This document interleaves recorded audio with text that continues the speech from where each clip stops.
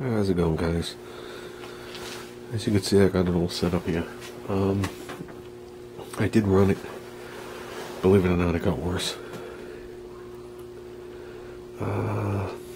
Tying these two engines together actually kept the vibrations down.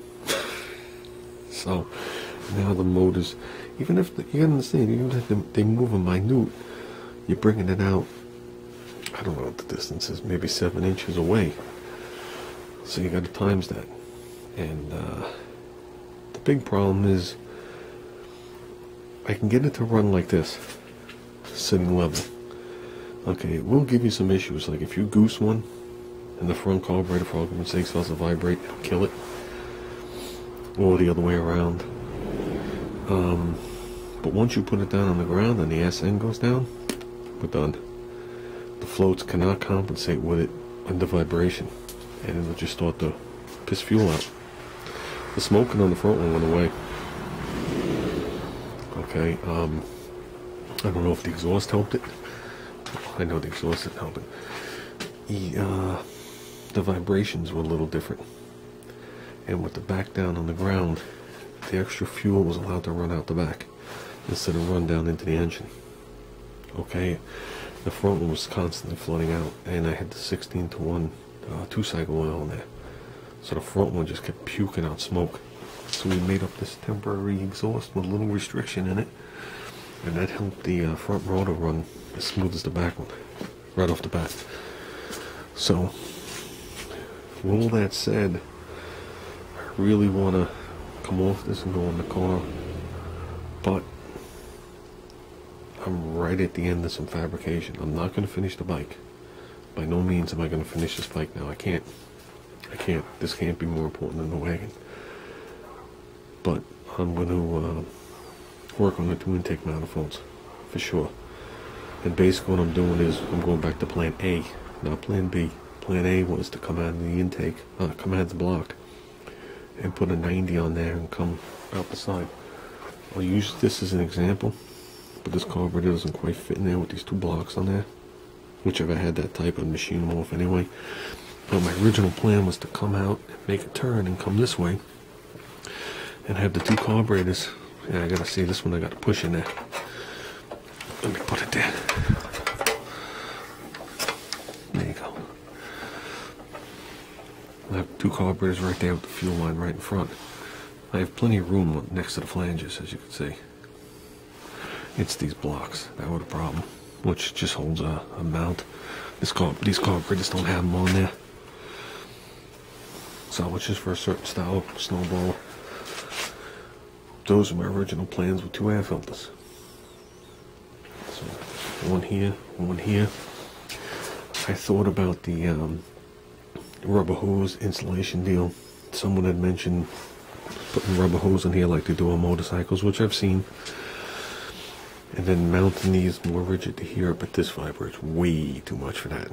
I don't think that would help it. But I'm probably going to do it here. Probably going to run the flange, like right here. Do the other one and put a hose to it. But the two pieces of metal are going to be pretty close to each other, so it can't get flimsy and go down. And run two like vintage style hose clamps, tower clamps on there. And there's a reason I'm going to do that. And one of the reasons is the angle of the bike. Now, I want this bike to sit on the ground, and I'll shim it up so it sits on the ground, and I want to make sure those carburetors are level, especially front to back. So if I make it just like this and I put it on the ground, the carburetor's going to be angled.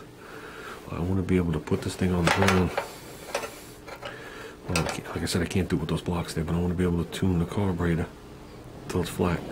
So if the ass end of the bike goes down, then I tune the carburetor like this, and it'll actually look, if you look quick, it'll look crooked. But it won't be crooked. It'll actually be level to the ground, and that'll be my best float action I can get out of this thing. And I think then all the problems will be solved. So then there'll be two individual engines again. But, oh God.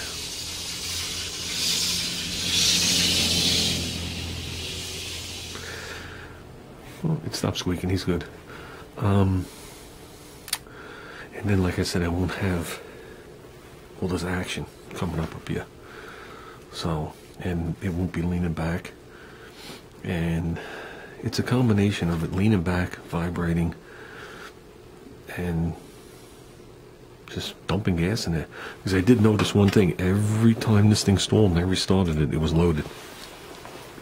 So what's happening is, as it's leaning back, the float's not doing its job correctly. It's vibrating, it's flooding, and it's just running right down the intake. So that's what I've come up with. And so I'm going to give this thing a little bit more time. And then we're coming off it. In the process of doing this, you're going to see the garage clear out. So, because I remembered I still got a couple of things I got to fabricate on the wagon too.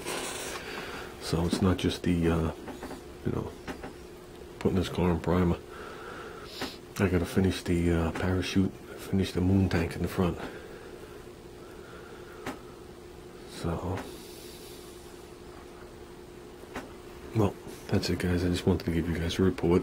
No need to show you the videos of me running it and all sorts of stupid shit that happened today. So, have a good night, guys. I'm getting ready and I'm going out.